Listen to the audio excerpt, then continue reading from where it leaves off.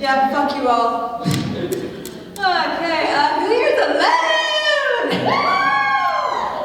That would be me this year, which is like, it's totally fine, it's fine. It's fine, it's not an indictment of my character at all, nor does it negate the amount of work that I've done socially and psychologically and academically over the years to get to where I am today. I know that. However, whenever I bitch about it, all my friends are like, oh my god, you're fine, it's fine, you don't need a relationship to be happy, girl boss, pussy slay. And it's like, I know that. But that doesn't negate the fact that tomorrow I'm going to be getting texts from all my friends that are in relationships about all of the flowers and candy and head they're receiving. Meanwhile, I'm going to be sitting on my floor eating Chipotle and then watching Bridgerton rubbing one out to it because I'm too afraid of big girl porn. There's too much stepdad shit. I don't know what to tell you. So I think I'm allowed to feel a certain way about it. You're so validating. Yeah. Thank you. There is, so I have self-respect now. I'm not that bothered by that kind of stuff. A couple years ago I didn't, so let's talk about that. Yeah, so a little after high school ended for me, I started seeing this new doctor, which was interesting because I didn't want to be alive anymore. What if that's where I ended the show? Just like, bye everybody! And then I ultimately ended up having this fun revelation about self-esteem issues and stuff while on a metric fuck ton of medical marijuana that I got at the back of a windowless van behind a gas station. So, anyways, I told my therapist about my not wanting to be alive situation, and naturally I got a referral to a doctor lady, which was good. And I took my little letter with the referral, and I went home and I put it on my desk, and it sat there for 2 weeks. And then my toothbrush lost its bristles, and so I didn't brush my teeth for 2 weeks. And then I remembered that I was living at home. So eventually, my parents were going to notice that I hadn't brushed my teeth in a good 2 weeks, and they were going to send me to a girl interrupted hospital. Which, when you are fun fact about when you're trying to avoid going to a psych ward, you just call psych wards girl interrupted hospitals. And naturally, my first reaction was like, well, the girl interrupted hospital probably has this fancy toothbrush thingamajig, so might as well. And then I Googled if electroshock therapy was still a thing, and I was like, nah. So I came up with this brilliant plan. I don't know if you guys have done this. The old trick where you just you take your finger and you spread the toothbrush, you take your toothpaste, spread it on there, and you just go for it. Well, if you do know, just please seek help. But anyways, yeah. You go, you reach for where the wisdom teeth used to be, and just as I'm reaching the molars, my mom walks into the bathroom. She stares at me. She comes back. She's got the referral letter. She looks at me like I'm a dog in a suppository. She goes, Molly, this is Cheryl. You're gonna call Cheryl, and you're gonna make an appointment so that you can talk to her about your feelings, so she can give you medicine to stop feeling that way. And so I made an appointment with Dr. Cheryl, and I was intimidated, because here's this woman who has an MD, and I'm coming to her talking about my problems. Meanwhile, I'm just some punk who uses scratch and snip Snickers as Band-Aids. So I walk in, and I'm waiting, I'm all anxious in the office, and in walks Dr. Cheryl in a lab coat Birkenstocks. She looks at her chat, she goes, you get a Sarah Lawrence. You're here for Zoloft or Lexapro? And just like that, I felt safe.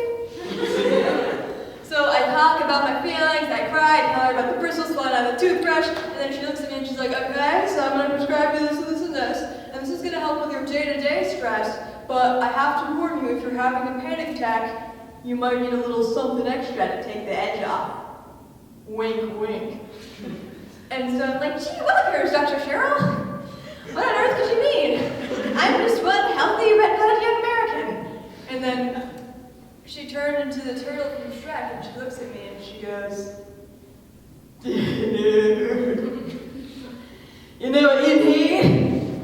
Let sweet Mary Jane take the edge off, man. It's radical. I'm like, okay. Can you write me a prescription? Nah, man, I'm not allowed. Yeah, no, you need to go to my guy, Snake Eye Gary. Yeah, here's his address. You're gonna need to bring $50, cash only. So I went to Snake Eye Gary's. I went to the address, and I show up, and it's a gas station. In fairness, it was an old gas station that had been converted into a dispensary, but it still had pumps. And it still sold gas. It was a gas station. So I go to the front desk of, I repeat, the gas station, and I walk in, I'm like, hey, I need Snake Eye Gary. And the guy at the register looks at me and goes, right, he's in the van. The van. No signage. No windows. Just a plain white murder van.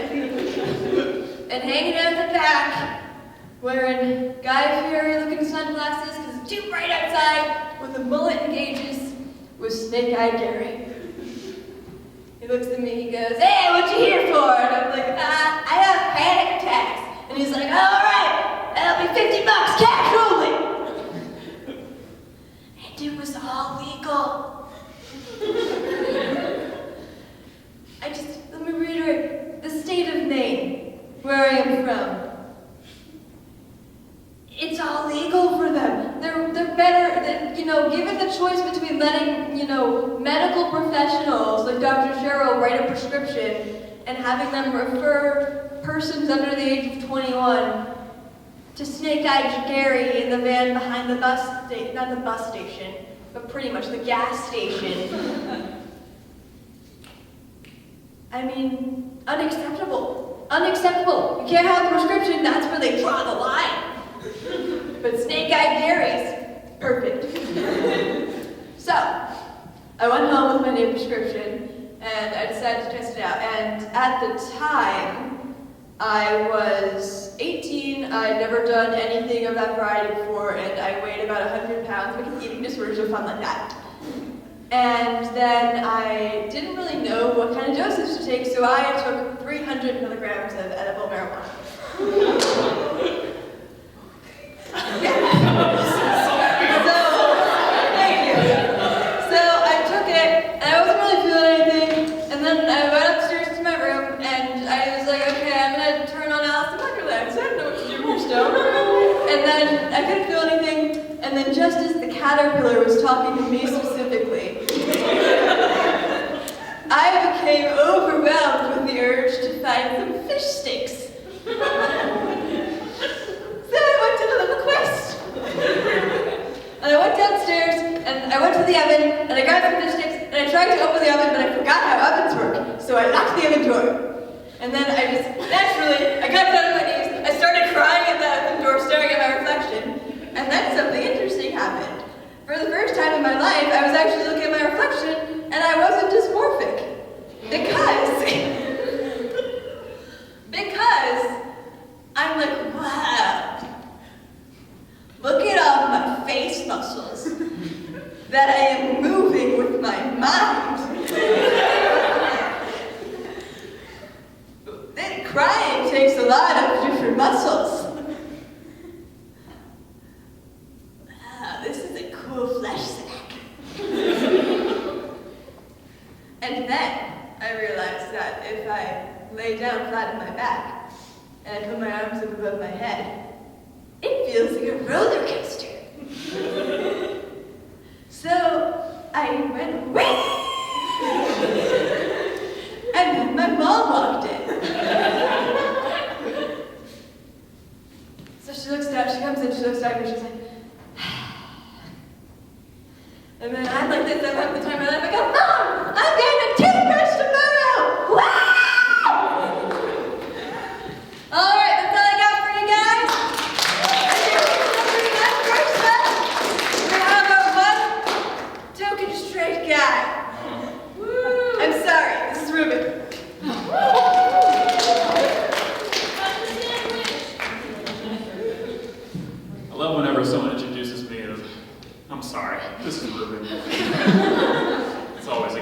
go. I'm gonna take a little seat. This would be about the laziest mic I've ever done. I'm so wildly unprepared for this right now. Not a lot's been on my mind. I've really only had two things on my mind so far this semester. Love and basketball. Yeah. I had my second big breakup of my life.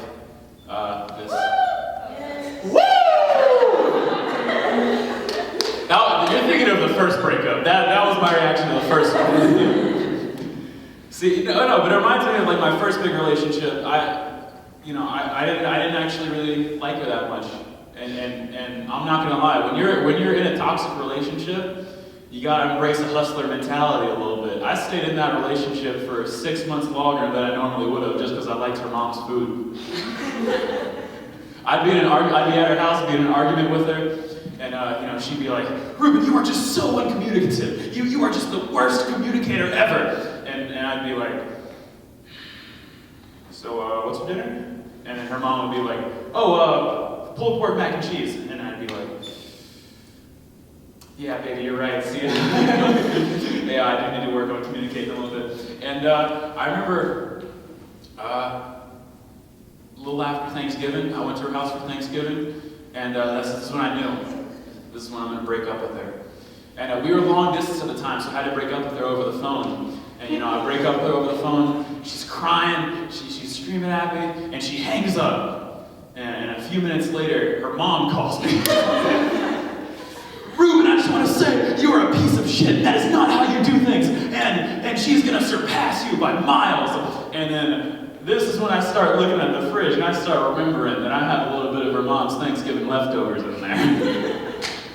And so now I'm starting to interrupt her, being like, "Hey, how you heat up this gravy again?" Yeah. I told you basketball was on my mind too. I'm a senior, I got about 2 games left. And my ass is retired. Yeah. I don't like my coach here. I've always hated the coach here. Because the thing, when you have a bad basketball coach, arguing with him is kind of like arguing with a girlfriend. See, it doesn't matter how right you are, because if you win the argument, everyone goes home miserable. Everyone's miserable. But if you let them win the argument, there's one of two things could happen. All right? Either everyone's happy, everyone moves on, everyone's fine, or if you let them win the argument, they go home happy, and you go home miserable, and so you go to the locker room and you talk shit about them to all your buddies. Yeah. I think the worst part about this recent breakup, other than the fact that I actually liked this girl, was this coach that I hated so much found out about it. Because it happened like an hour before practice. And there's a lot of emotions carrying over. Practice gets a little bit chippy, all right? Getting a little fight with a teammate. Happens, all right? Kicked out of practice. Get out, all right? And then he brings me back in a few minutes later. And one of my dumbass teammates must have told this motherfucker, because he brings me back in practice. And the first thing he says is like, "Ruben, I'm sorry your girlfriend left you, but you can't take that out on your teammates." And then he goes, "I can hug you after practice if you want." And now I'm stuck over here thinking, what's the most polite way to let someone you don't like know that even at the lowest emotional point in your life, I still don't want you to touch me? Yeah. A few days later, though, this coach, he did something, or he said something that made me dislike him just a little bit less. I was walking down the stairs into practice with him, and he's like, "Ruben, how are you holding up with the girlfriend, the breakup and everything?" And I'm like, "Thank you for asking that." and I go, "I'm all right, I'm kind of already moving on, kind of trying to see someone else." I wasn't. I just wanted to seem cool for some reason. But and then without skipping a beat, Without skipping a beat, he just says, "Well, I did recruit you for your rebounding, so."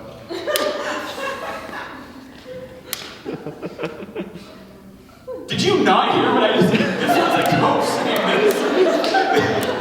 This was the most emotionless, tactical man. Oh, man.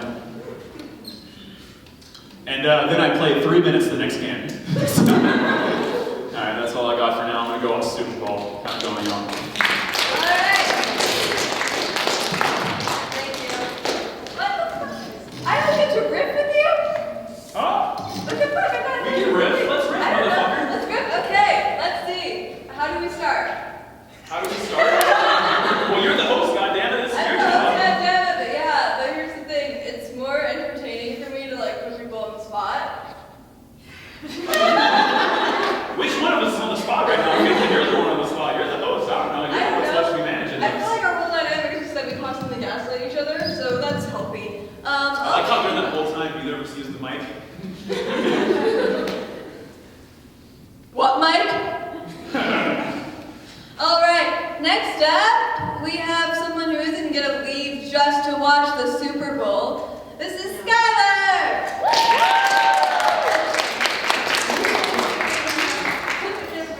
You don't know me, I could do that. Okay, hi. A guy masturbated at me on the subway the other day. Welcome to New York. It was Ruben. No, I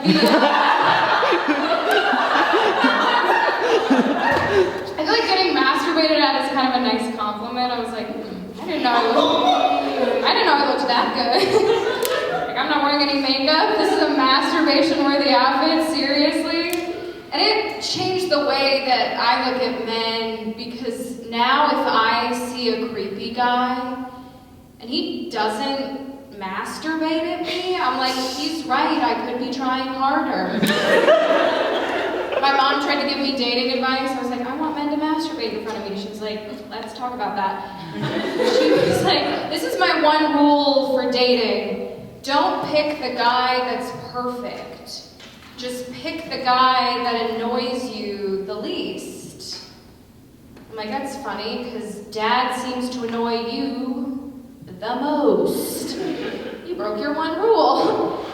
My mom hates Bernie Sanders, and my dad looks just like Bernie Sanders. I think she just hates my dad.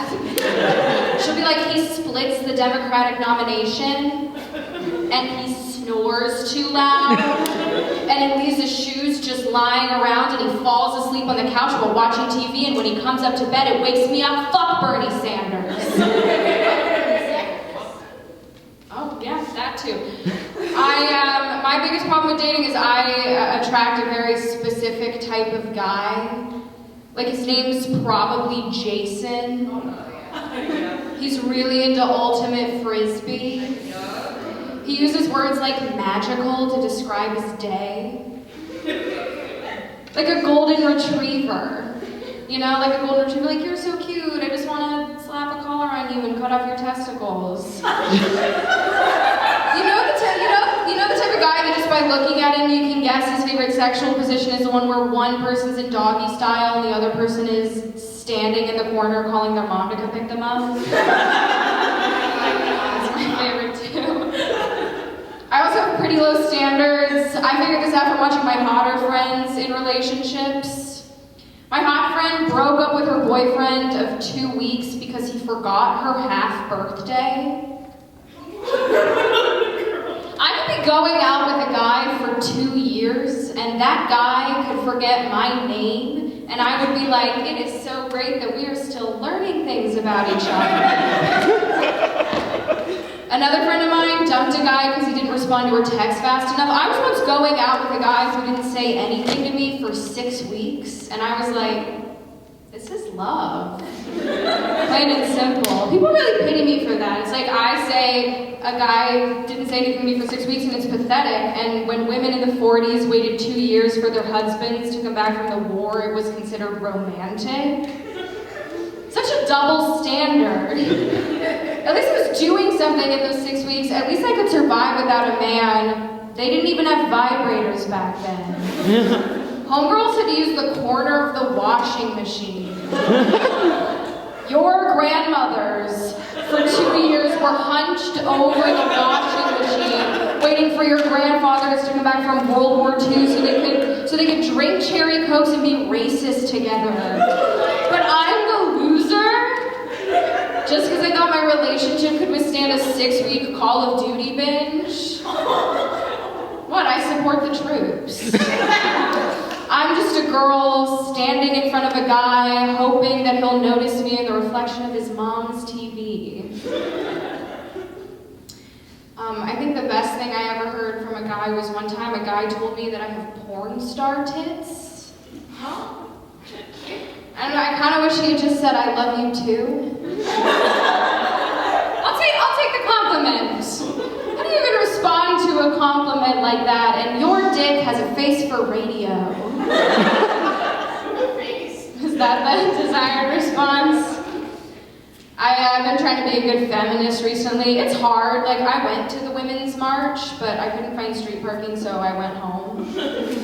But I do try to do public service for women. So now, if I see a woman jogging and I notice she's starting to lose her momentum, I like to yell, "He's catching up to you!"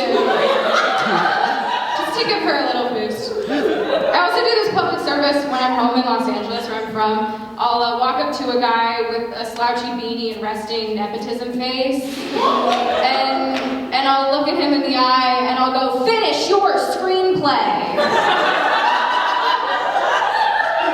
Giving back to the community feels so good. I was in Massachusetts, and I was in a bookstore, and a woman came up to me, and she said, "That's a really nice dress, but you're super pale." And then she just went, "I'm Russian."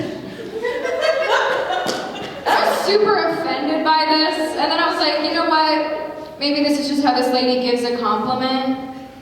Like, she says something nice, and then she insults you, and then she just, like, states a fact. That's like me saying, "That's a nice handbag, you have cankles. The average age of the Vietnam soldier was 19. Also, she said she was Russian. I'm Ukrainian. Fuck you. Thank you.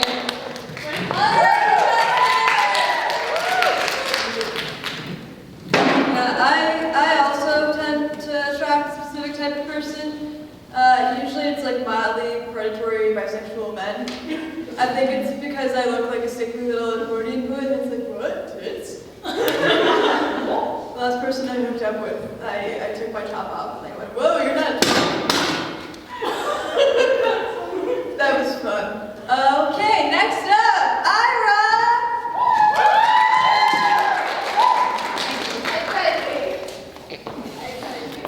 Hey, you like my coat? Yeah. I got it from the American Girl catalog. So recently my friends and I took the rice purity test, and what is this? This is how erectile dysfunction.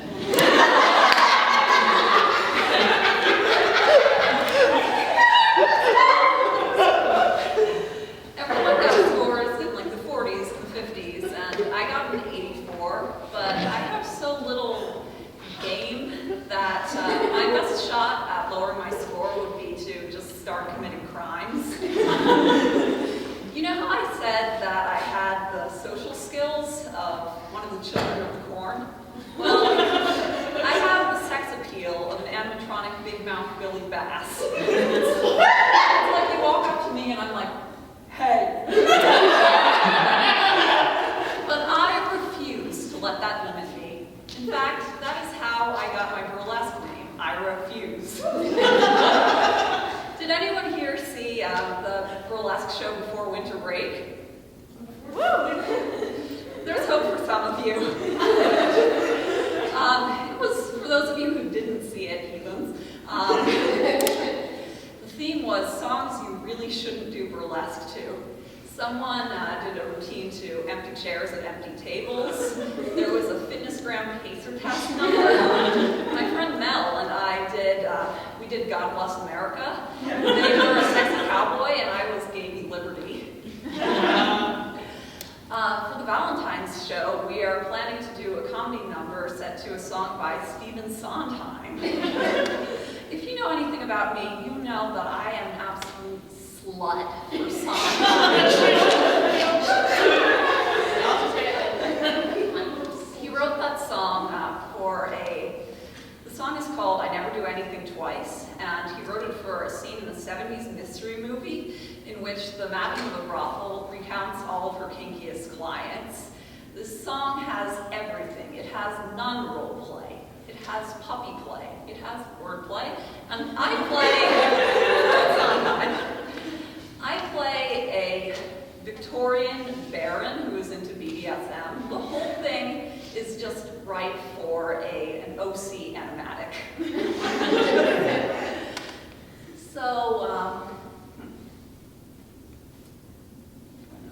Another reason why I am such a slut for Sondheim is because I can use him as a benchmark to make Sarah Lawrence theater works look more reasonable to my mother.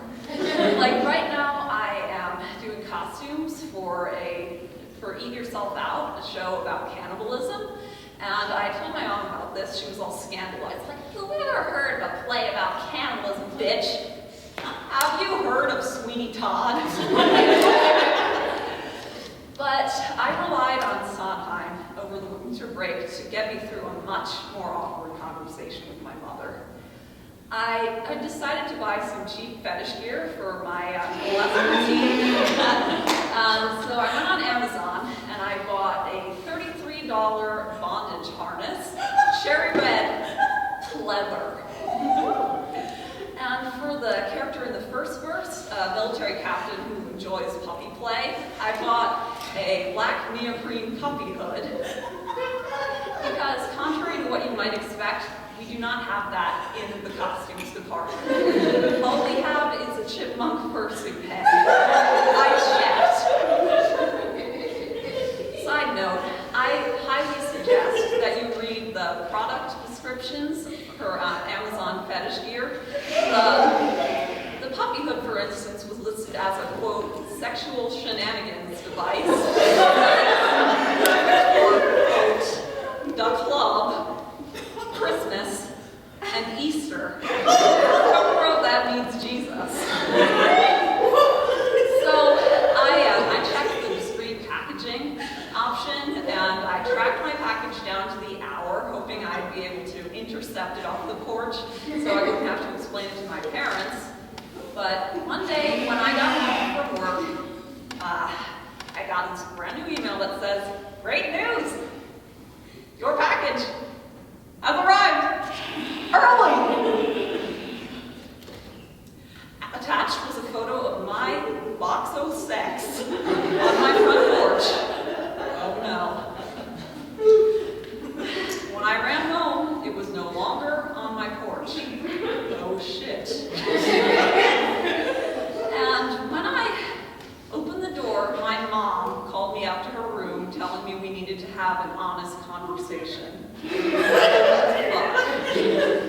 Let me just give you a picture of the relationship I have with my mom surrounding talking about sexuality.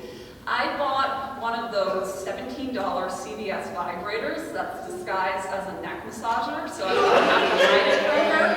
But then I started hiding it when I found out she owned the exact same product. So I walk into the room, and there, wide open on the floor, is my box of sex.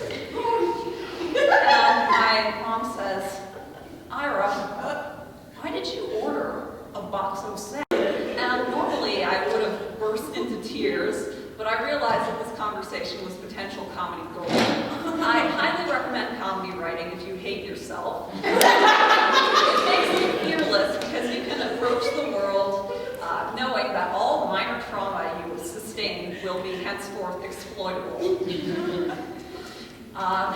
So I thought, what's a perfect rejoinder for a question like, "Ira, why did you order a box of sex on Amazon?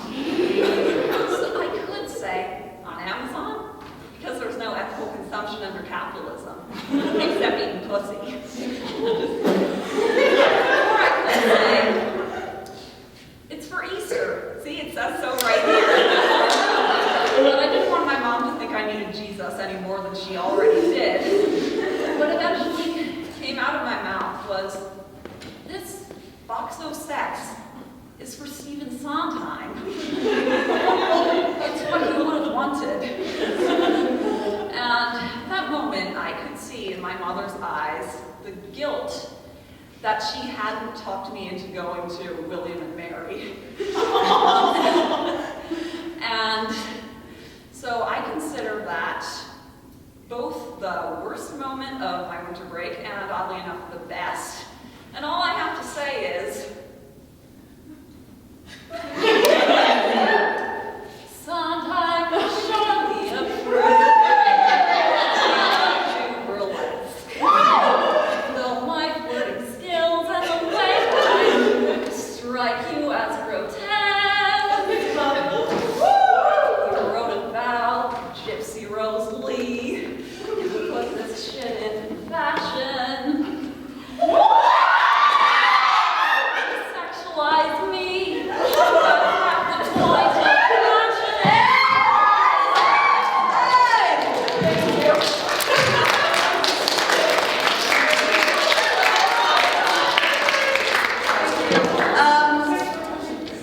This next comic will not be revealing any sort of sexual shenanigan devices, I think. This is Max!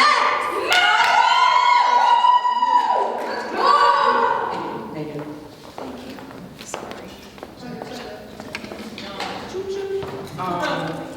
Yeah.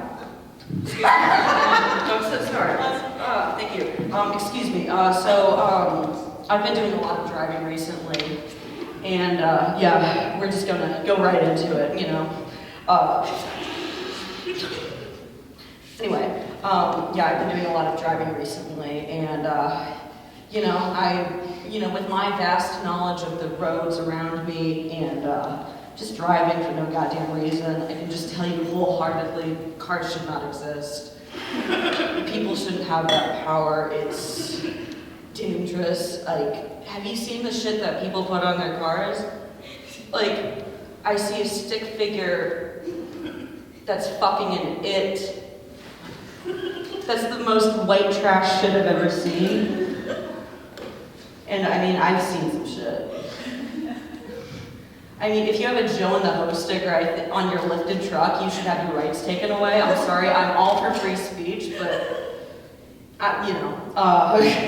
anyway, I love driving. It's the best way to make the most out of my disassociation or whatever. How the fuck you pronounce it, I don't know. I remember, it's a great, 1 minute, you're driving up the Taconic State Parkway, and you pass by a Donald J. Trump nature conservancy. That has to be a fucking joke. He must have lost his bag or some shit like that.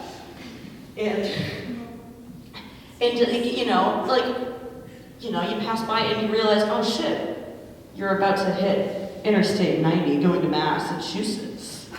And you're like, oh, fuck it. What does West Stockbridge have to offer? Nothing. It has nothing to offer. I remember one time, I was driving, I decided to make the trip, a day trip up to Vermont for absolutely no reason whatsoever. I really don't know the reason why, but I do remember that it was a couple days before I kind of disappeared and definitely didn't have to go to the hospital. It wasn't sectioned. It's fine.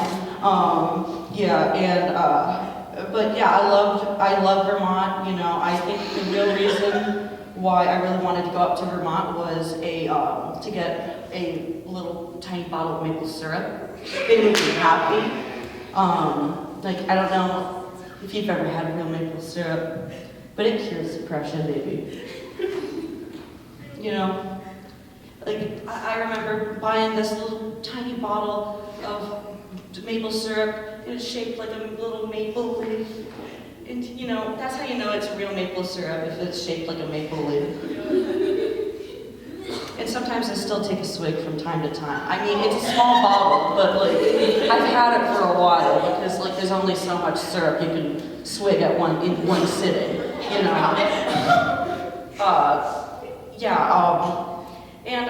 It was totally worth it. It was totally worth it when I got pulled over in Hadley, Massachusetts.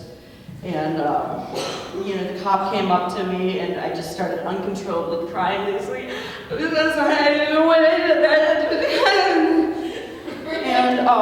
And he just he looks at me, he sneers. I have the radio on, he's like, "Turn the radio off." And he see, this,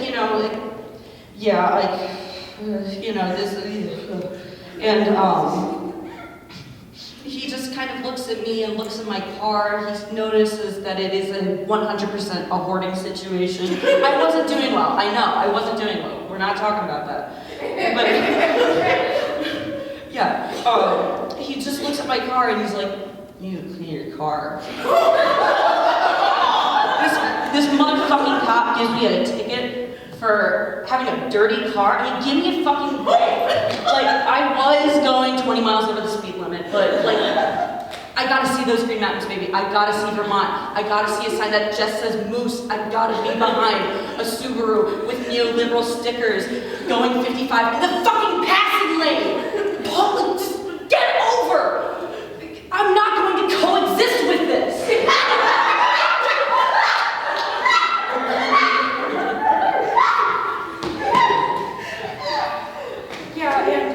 I'm so sick of those, the tri-state area drivers. Like, New York drivers are awful. Connecticut drivers are awful. Massholes, they have their own name, massholes. I mean, obviously. New Jersey drivers don't even like themselves. They want to kill themselves. I mean, Vermont is just a lovely place, and I think that's the real reason why I went, is to be behind an old lesbian named Susan with her Subaru taking her dog to the reservoir. Thank you.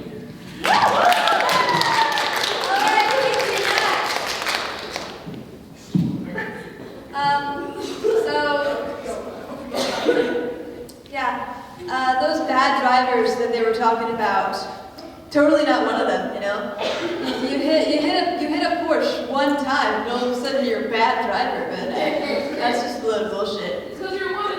Yeah. All right, this next comic wanted me to introduce her with a slur because she thought it would be funny. So this would be Sydney.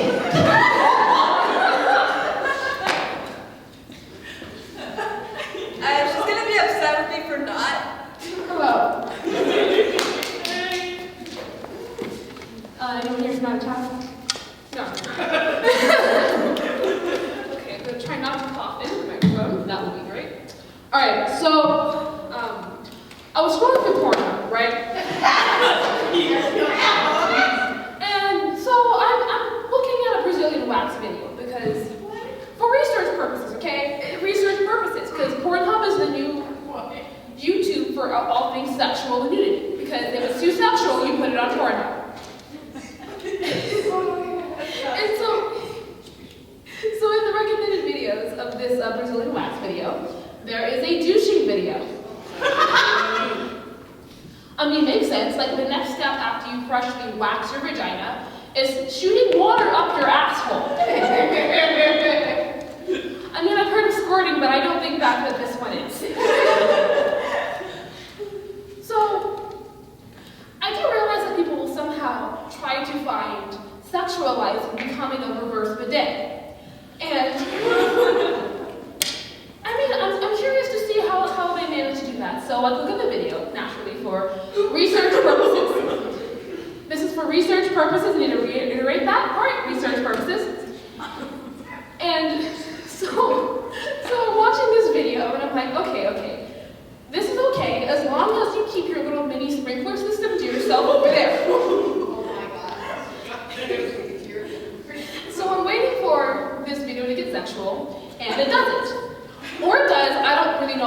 watching, all I know was that at the end of it, I came. So,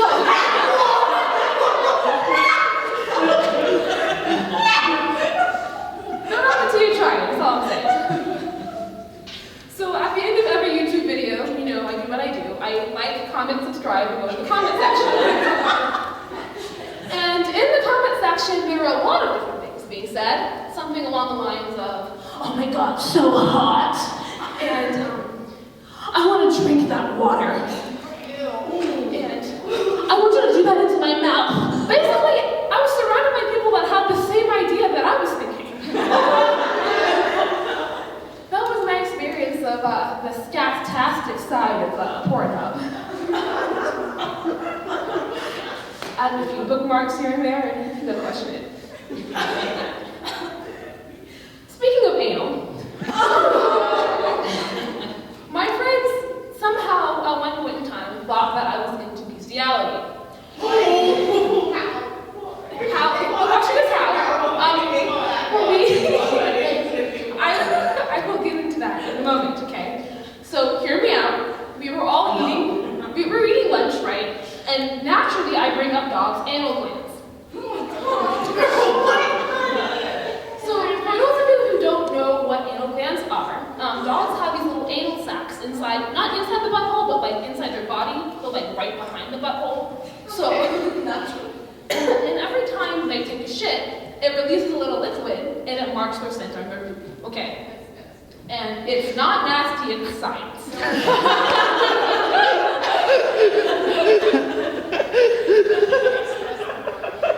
And so sometimes, these anal glands, they are the same mechanism that skunks use. The only difference is that you don't have to worry about your dog squirting liquid shit at you out of fear. If they do, I think you need to get that checked out. Or not, if you're into that. So,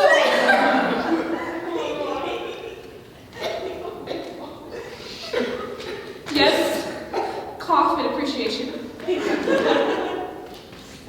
So sometimes the dog's anal glands will get impacted, right? And when it gets impacted, that means it needs to be expressed. There are two different ways for you to express your dog's anal glands.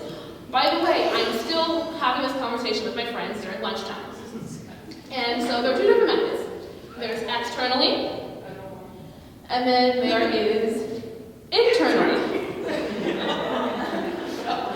So externally is what you gotta do. Here's a little butthole, right? Hold on, I'll put it in my left hand. There's two hands for this one. So here's the butthole. You'll get it either way. You chose to be here, you signed up for this. So here's the butthole. And the anal sacs are gonna be right here and right here, right? So the first step to prepare is you have to do this. Close your mouth, because at that point in time, everywhere is a splash zone. So, you know, just in case, unless you're into that.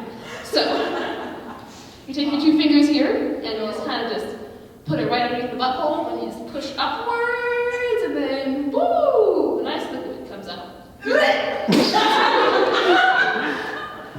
Some people will make those sounds, but it is natural, and it is science. Now, the second method is internally. What you gotta do first is, you wear a glove. You wear a glove. So you put on a glove, right? And you lube up your finger. Okay.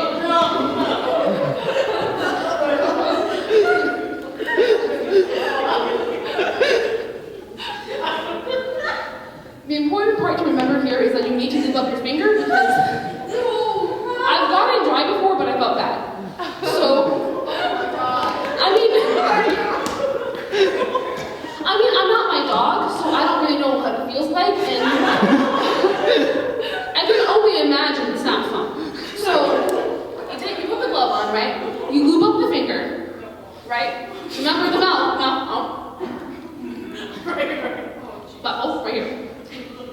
You just stick your finger right in its butt, and then give it a big old squeeze. And then out comes that beautiful liquid, right? Then you gotta do it on the other side, right?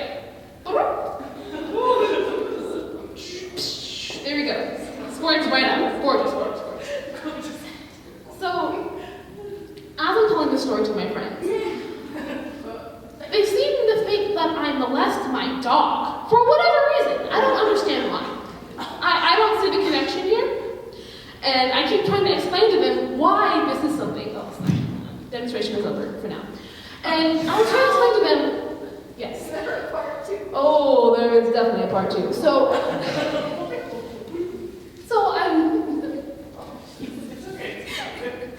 compose myself. So I'm so passionate about it.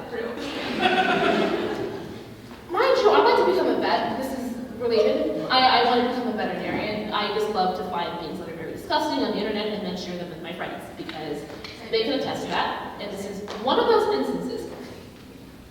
So they seem to think for whatever reason that I like to molest my dog. Does he sit there and take it? Yes, he does. See, let me demonstrate. So what happens is, here's my dog. He's in between my legs, right?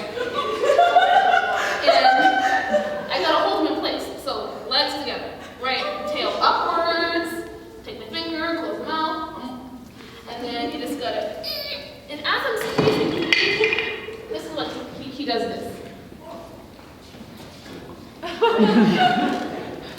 He tries to sit down. So I'm not quite sure if that's out of pain or from pleasure. But that is a story for another day. So the whole thing about the story was just a fun time. Oh, that's also, yeah. So I kept trying to explain to them, no. This is something that actually happens in dogs. I did not make it up, I swear. But the more I tried to explain, what anal glands were, I was digging myself a bigger hole. And I was like, look, listen, first of all, I'm not into bestiality. Second of all, I'm not into bestiality. And so, this is a fun little story, so much fun that I wrote about it in my college application. Oh my god. And that is why I'm here today, as Sarah Lawrence.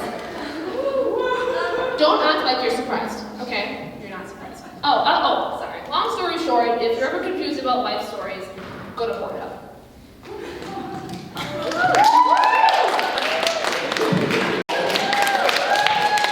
Alright, great job. Next up, we have the one, the only, Melody!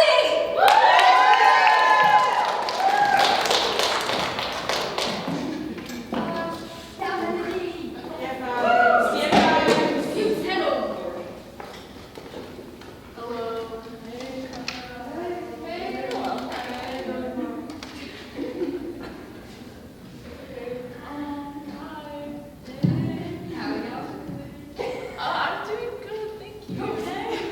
How are you? Okay, anyways,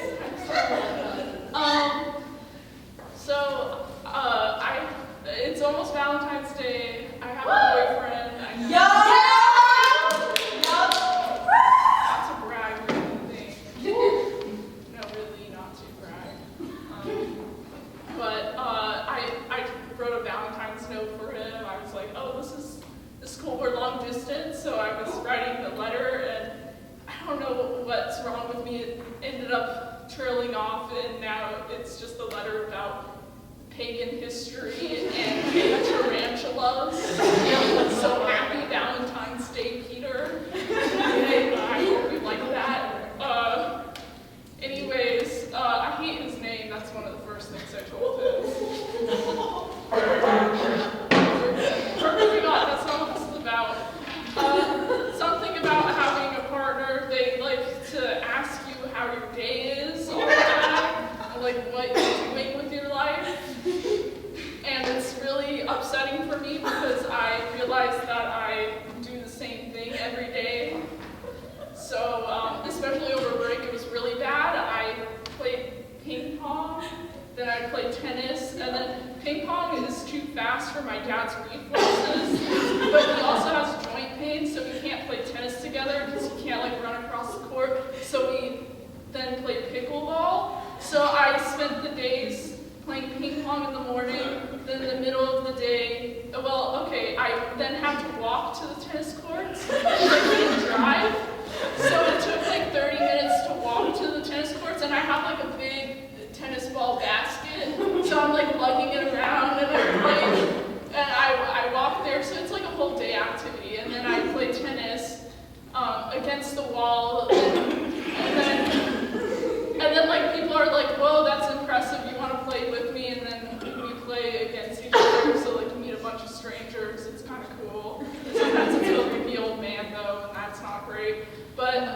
so I play tennis, then in the afternoon I play pickleball, which basically was my entire break every single day because I love what I do, but also it's not great conversation, you know? Every day he was like, what'd you do today? And I would say the same thing. And it's ping pong, tennis, pickleball. Arguably the same sport, different font. My boyfriend has nothing to say to this at all. He's just like, cool, do you do anything else? And I was like, I ate at some point. Yeah, but I'm kind of addicted to ping pong, so there's a ping pong table at the gym. I'm sorry if you work at the gym, because I'm super annoying. I'm always playing ping pong there. But one day I was like, okay, I gotta get my work done before I play ping pong, because I get carried away. And then I was like, I have to run a mile. Okay, I don't know. But I was like, then I have to run a mile and then I can play ping pong. So I get up at 5:30 because I think that's like a good idea to get your work done. So I would like get all my work done. Then I go run the mile, and I hate running, you guys. I had to get the mile done as fast as possible. So I ran it as fast as possible. It was 6 minutes. Wow. And then I was like, okay, I got my ping pong now. Like, that's what we're here for. And then 30 minutes turned into 5 hours. You know when you walk into a movie theater and it's daytime, and then you walk out and it's dark, and your whole sense of time and reality has changed? It's like that. And so then I walked out, and then I had dinner. Then I went home, and I hear a bing on my phone, and I check, and it's like, what'd you do today? And I told my boyfriend that I ran for 6 minutes. Didn't specify that it was a mile, so he really just thought I phoned it in. And then I told him I played ping pong. And now he's getting a Valentine's Day gift that's just about pagan history and tarantulas, so. That was just a ramble about my life right now.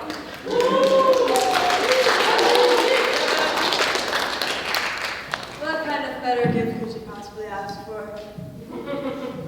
Okay, so sadly, all things must come to an end. You will no longer be able to stare at my twink's face.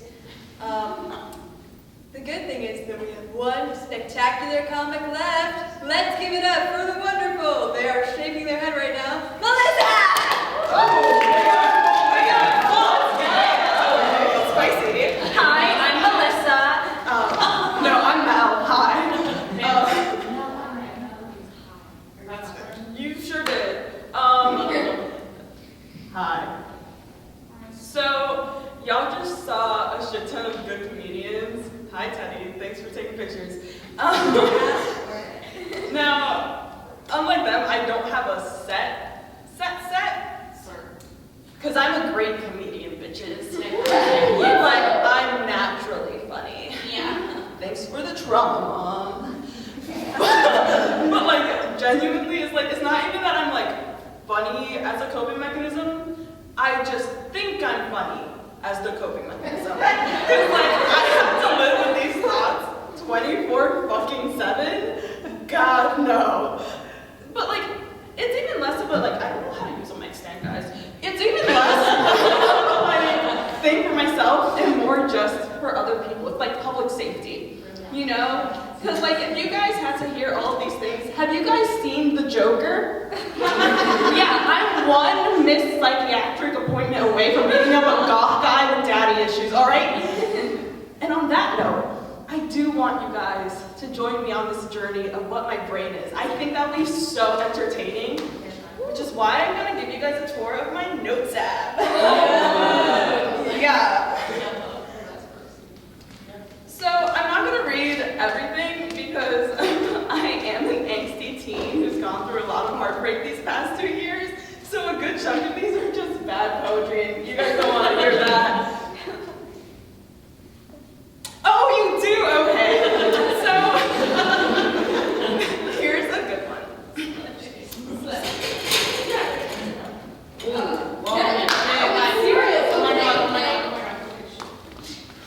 I worried that your smell would stay on my couch cushions forever. So why? Now that I know that they will never, ever smell like you again. Do I not feel relief? Thank you. I'll be here all night. I actually will be here all night, the last one. But now for the good shit, alright? I have a note that just says, I like gay sex. Sometimes you gotta remind yourself, you know? Literally. A fun one is my revenge dress was a hospital gown, which like, genuinely, I was serving grunt in the psych ward, I'm not gonna fucking lie. Like I was there, I had the little like bow, right? And like the nurses would look at me and be like, thank you, Brenda. Was it because I was serving cunt, or was it because I was staring at the window every single night on the 6th floor? Who knows? But I think it's just because I looked really good, you know, blue and white, my colors. Why would anyone want a penis? You've seen them. Which was said to my mother. And from her reaction, I don't think she actually has seen a penis. I mean, those things are floppy. I don't like them. One thing about me, when I have a breakdown, sometimes I just say things that like I think would work really, really good in a play. So I jot them down. Here's a scene. Lying in bed, crying after a breakup. Do you think Betty Page went through this? It's like my pussy is cursed or something. And that was gonna be my remake of Indiana Jones, you know, Indiana Jones and the Cursed Untouched Vulva. And those are all great, right? But my absolute favorite note on this godforsaken app is just a list I compiled of my own red flags. There are only 10 on here, but I'm open to suggestions. Meet me after the show, we can talk. Honestly, I think this is a green flag. It's like, oh, you want to hook up with me? Hey! So, number 1, I crave milk when I'm on my period. I chugged half a bottle of milk last night, guys. It was a time. Number 2, I wrote My Little Pony fanfiction in middle school. I did that too. It's okay. Is it okay, or are we just telling ourselves that? And to be fair, like, it was good writing. Like, I'm not a furry, but middle school me would not have been able to beat the allegations. I'm real. Number 3, I dated a man in the army. Number 4, I unironically listened to Lana Del Rey. Wait, that's a red flag. Yeah, that's it. Yeah. Let's talk after this. I'm your Griffin guide. I'll help you out. Number 5, I like math. Hey. Logarithms. More like log your mamarism, am I right? Damn. 6, I know a lot about U.S. history, but to be fair, that's only because I went to a high school that specializes in U.S. history, which might be the real red flag there. Number 7, and I think this just applies to all of us, and we really need to accept that. I'm getting a bachelor's in liberal arts. Guys, come on. Number 8, I used to walk around with a broken scissor in my pocket. Oh, no, not anymore. I'm medicated. Number 9, I don't drink tap water unless it's New York City tap. No, literally ew to every other water. I'm sorry, we have the best sewage system, which is also why our bagels are the best. Real. And number 10, I thought I was a bottom. But let's go back to number 3. I dated a man in the army. He would never let me talk. Hence why I think our army has low morale. Easy fix, top our troops, bitches! Thank you.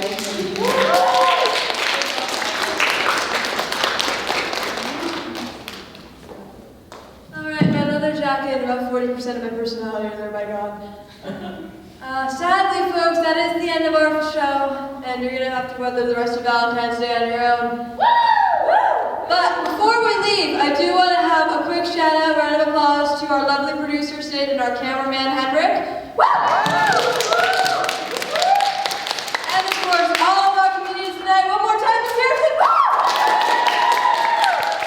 Okay, so if you guys like what you saw tonight, we're gonna have another show at the beginning of March, which is gonna be awesome. You can see more content from us on both of our YouTube on both our YouTube channel and our Instagram page. Both are under the names Call of Westland, so you can also look on there to see when we meet for practice if you guys want to join yourselves. It's fun, I promise, it's fun. I feel like I